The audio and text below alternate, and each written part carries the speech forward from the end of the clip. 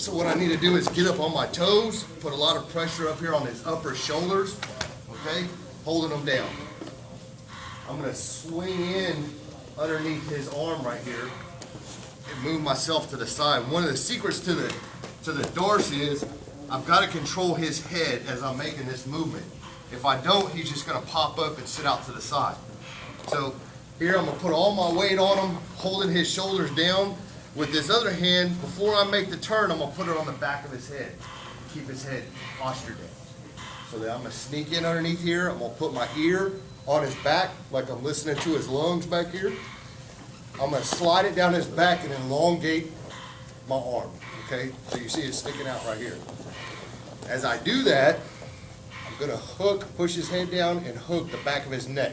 Now I've got pretty good control over him. Okay? I'm not going to worry about him popping out.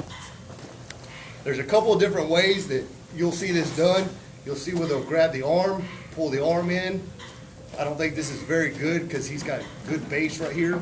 So what I'm going to do is I'm going to patty cake my hands, palm out. This hand's going to come in right on the back of his neck, and I'm going to crush his head, squeezing his head towards the inside, right? Pressing the inside. As you can see, I'm low, still got my ear on his back. I'm going to drive him this way, okay? So here I'm going to drive him to his side so he comes up, lays flat. So at this point, I need to reposition myself. So again, I'm going to hold his head, walk towards his legs a little bit, elongate my arm, clamp it in nice and tight. Then I can squeeze through and grab my bicep, just like your rear naked choke. This hand goes on his back. I come up like I'm going to do a push-up.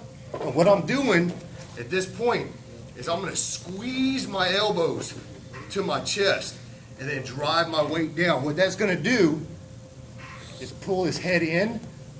It's going to pull right up on his carotid artery right here. And I'll get the tap. Real easy. So one more time. He comes in for the single leg. I sprawl. I'm up with my toes right here, putting a lot of weight on him, so he can't go anywhere.